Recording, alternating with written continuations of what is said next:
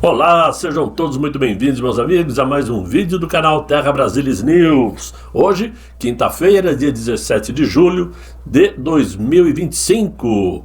Agora são exatamente 16 horas e 30 minutos quando estou gravando este vídeo. Muito bem. Estamos nessa labuta diária para trazer notícias, informações, quase sempre, nunca das melhores, mas informações verídicas, que nos ajudam a encararmos a situação como ela é, de forma real, porque assim podemos nos posicionar diante de tudo isto.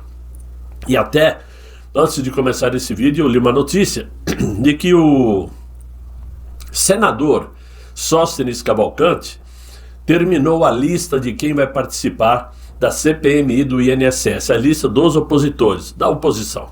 E, para surpresa de muitos, deixou Nicolas Ferreira de fora.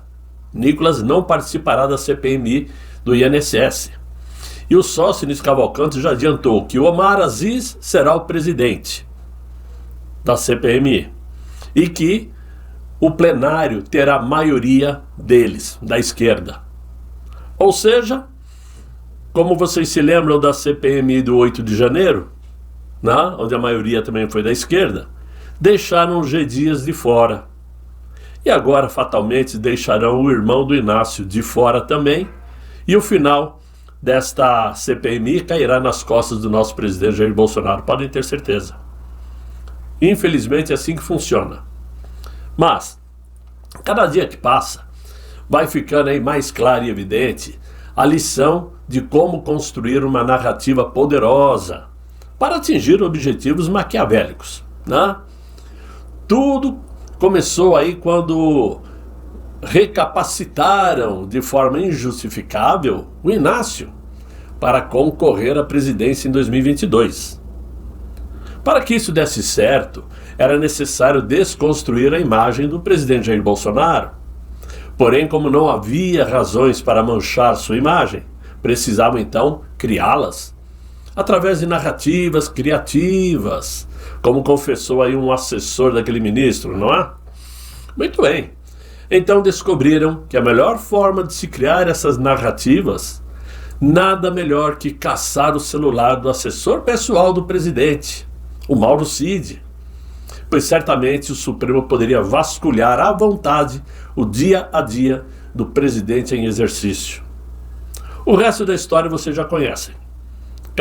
Cartão de vacinas, joias sauditas, perturbação da baleia Jubarte, sem contar a perseguição do próprio Supremo ao governo federal, dando 24 horas, 48 horas para isto, para aquilo, o que certamente conturbou 24 horas por dia a administração do Palácio do Planalto e a vida do presidente Jair Bolsonaro, deixando-o irritado, tirando-o do sério.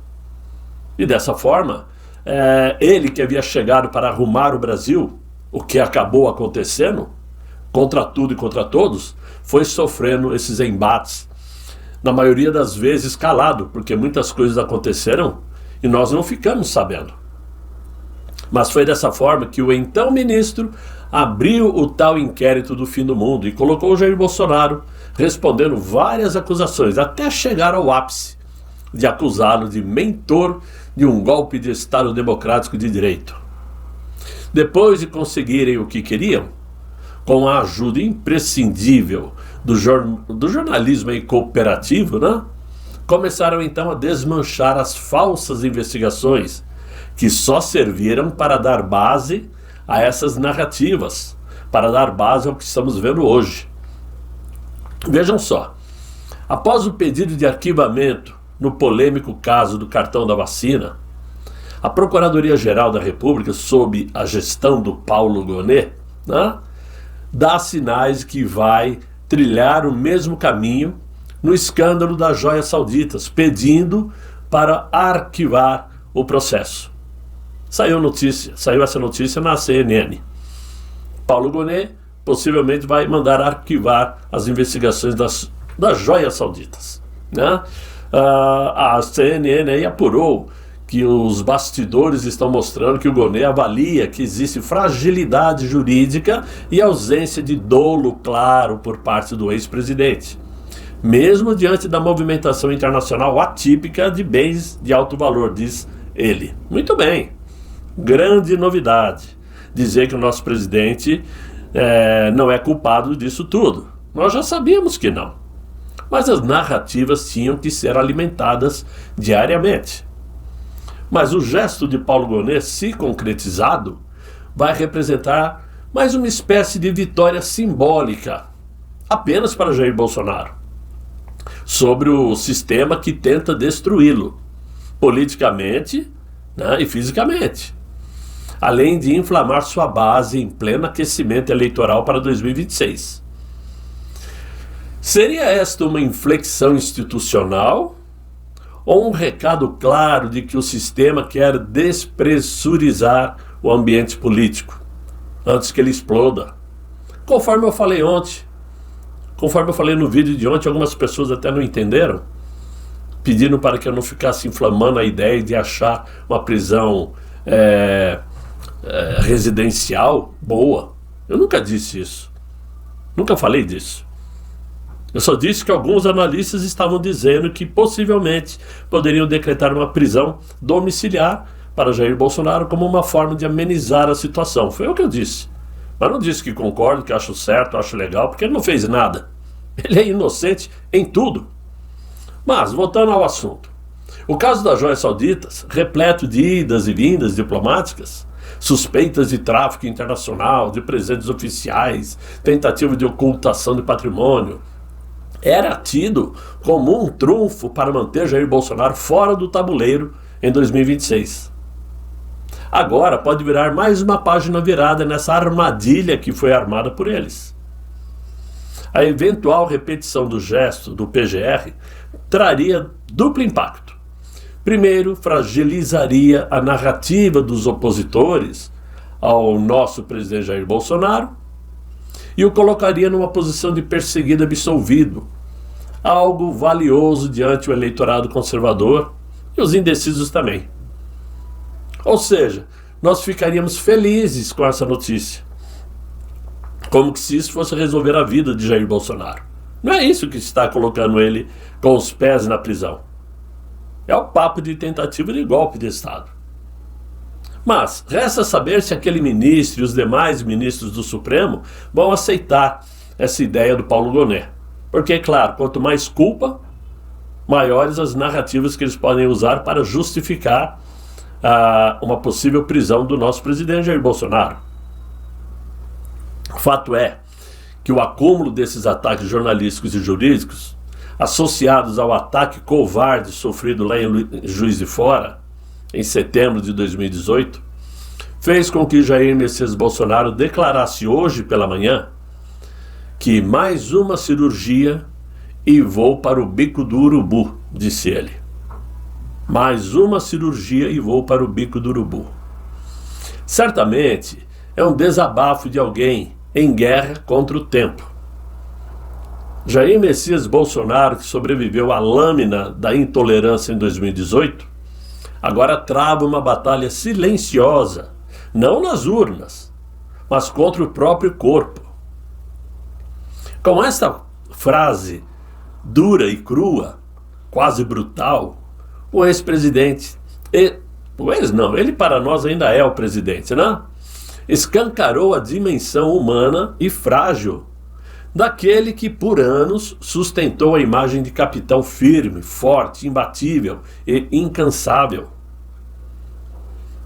Já são 7 cirurgias desde a facada que quase lhe tirou a vida.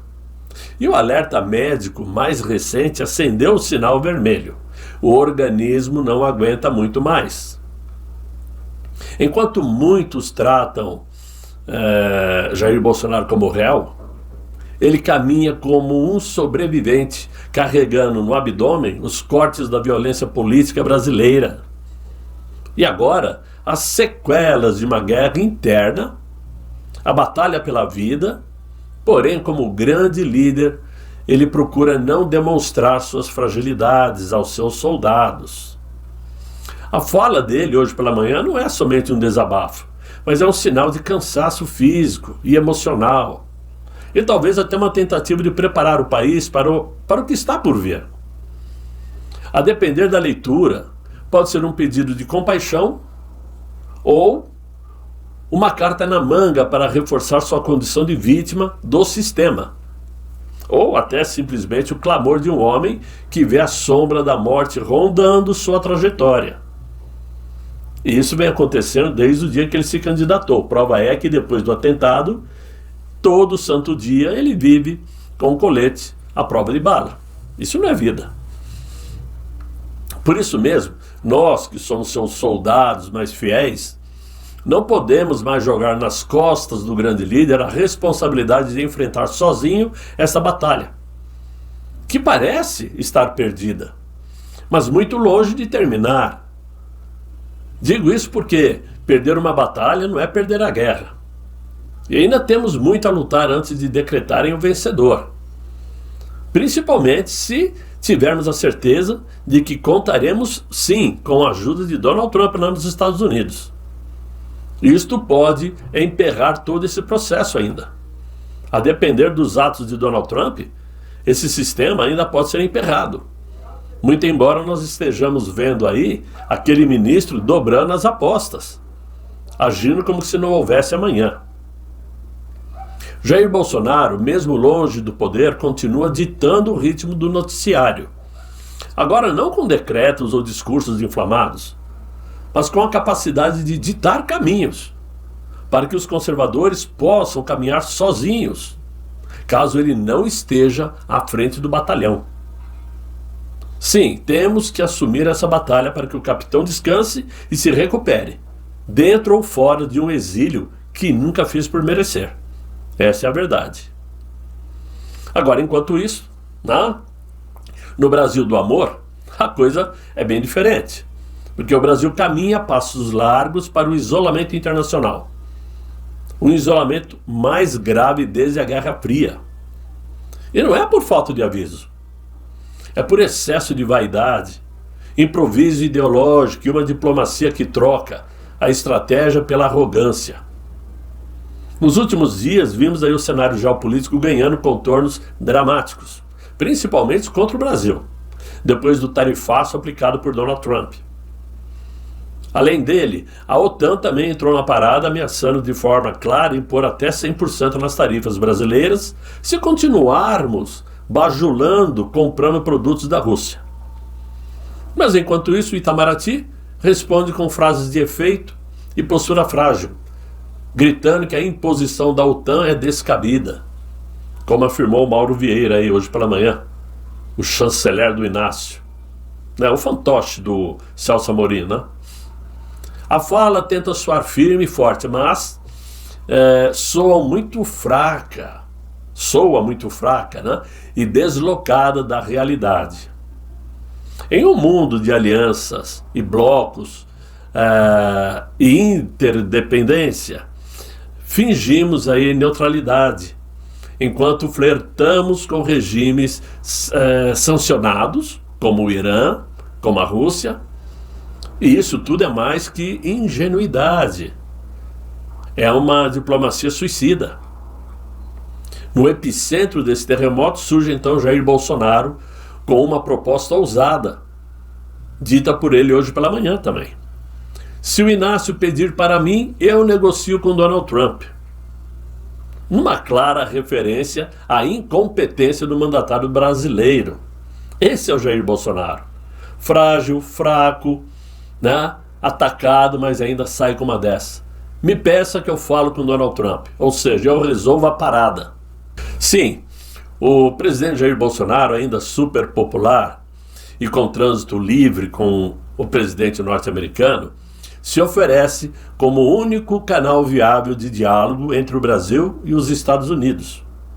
Isso pode parecer uma provocação, mas é um fato incômodo. O Inácio não tem mais pontes em Washington, mas o Bolsonaro tem, e tem muitas.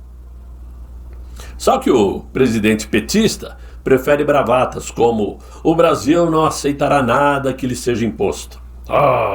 Tremeu a terra, frases fortes no palanque apenas. Mas no mundo real, onde as tarifas destroem economias e sanções afastam investimentos, o impacto é devastador. O mercado não se comove com retórica. O mercado responde com retaliação. E por isso, especialistas internacionais são categóricos. O Brasil poderia sim ter mantido boas relações com a China e os Estados Unidos ao mesmo tempo, se quisesse. Mas preferiu o caminho mais ideológico, abraçando a Rússia, a China e o BRICS, como se fossem uma muralha contra o Ocidente. Só que desprezou o pragmatismo que outros países adotam com maestria nessa situação. Turquia, Índia, Vietnã, todos equilibram suas relações entre potências sem cair em armadilhas ideológicas. O Brasil, por exemplo, preferiu escolheu a trincheira errada. E agora paga o preço. Soja, carne, aço, agricultura, tecnologia, os empregos, tudo isso está em jogo. E o mais grave, a chance de recuar ainda existe. Só que esse governo prefere o confronto ao diálogo, prefere a encenação a uma estratégia. E muito mais, prefere a polarização do que a diplomacia. Só que para quem não percebeu, existe aí um grande motivo para estender esta crise, que é abafar a grave crise fiscal que corrói a economia brasileira e destrói esse governo. Por esse motivo, ontem, numa cartada arriscada e inconstitucional, aquele ministro derrubou a decisão do Poder Legislativo de proibir o aumento do IOF, a tábua de salvação do Inácio. E com isto, será jogado nas costas do povo brasileiro uma sobrecarga de impostos que vai empobrecer muito mais, ou seja, mais rapidamente, grande parte da população brasileira, tanto da direita como da esquerda que fez o L. A decisão veio menos de 24 horas após o fracasso da conciliação entre o Palácio do Planalto e o Poder Legislativo, se é que quiseram conciliar, se é que já não estava tudo conversado, se é que já não era uma carta preparada, num claro recado de que o Brasil de 2025, quem manda é o Supremo, não os representantes eleitos pelo povo. O Congresso, que deveria ser aí o guardião das vontades populares, saiu mais uma vez humilhado, impotente e dobrado à vontade de um único homem com uma toga e uma caneta. Não houve voto, não houve debate, só houve um despacho. A palavra de um vale mais do que quase 400 votos, 300 ele vai pancada. Enquanto isto, o governo do Inácio, com sua fome arrecadatória, bate palmas nos bastidores. A ordem é clara: aumentar a arrecadação a qualquer custo, mesmo que para isso seja necessário atropelar o Congresso, ferir o Pacto Federativo e escancarar o autoritarismo tributário. E aí o que vai acontecer? A população vai pagar mais impostos, o custo de vida vai ficar mais caro, principalmente nas prateleiras do supermercado, e o governo, o Inácio, vai gritar em alto e bom som: é culpa do tarifaço do Trump que os bolsonaros ajudaram a aplicar contra o povo. Eles não vão dizer que é o aumento do IOF, porque quando o brasileiro vai no mercado fazer compra, a hora que sai o pagamento, a notinha fiscal ali, não sai. O valor é tanto, o imposto é tanto, o IOF é tanto, não sai. Só sai o valor da compra. E ninguém fica sabendo. Bem diferente dos Estados Unidos, que tem imposto único, que quando você faz uma compra, a compra deu $100, mais taxa de tanto, final tanto. É assim, as notinhas fiscais de mercado nos Estados Unidos é assim. O valor tanto, taxa tanto, total tanto. Acabou. Aqui no Brasil não se especifica. Só tem o imposto embutido nos produtos, que ninguém fica sabendo. E aí eles vão dizer que é culpa do tarifaço, não do aumento do IOF. Essa é a sacada deles. Essa é a jogada maquiavélica entre o Poder Executivo e o Judiciário. Então agora a pergunta que grita do lado de fora é a seguinte: até quando o Brasil resistirá às consequências de um governo irresponsável e arrogante acima de tudo? Essa é a situação. Então, antes de ficarmos melindrados, com medo de dizer que o nosso presidente Jair Bolsonaro pode sim ser preso, não, ele não vai ser preso de jeito nenhum, ele vai ser eleito presidente em 26. Isso tudo é sonho nosso. É o meu sonho também. Eu quero ele concorrendo em 2026 e sendo reeleito. Mas a realidade não está mostrando isso. E se ficarmos somente na ilusão, somente no sonho, esperando outubro de 2026, pode ser que até lá estejamos enforcados. O povo não pode correr esse risco. O juízo mostra que temos que encarar a realidade como ela é. E o nosso presidente Jair Bolsonaro é o primeiro a encarar essa realidade. Ele reluta sim em indicar um nome que poderá concorrer em seu lugar, caso ele esteja mesmo fora da corrida presidencial. Mas em momento algum ele disse que garante que vai estar presente nas urnas.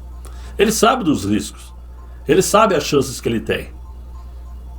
Só não pode desanimar seu povo.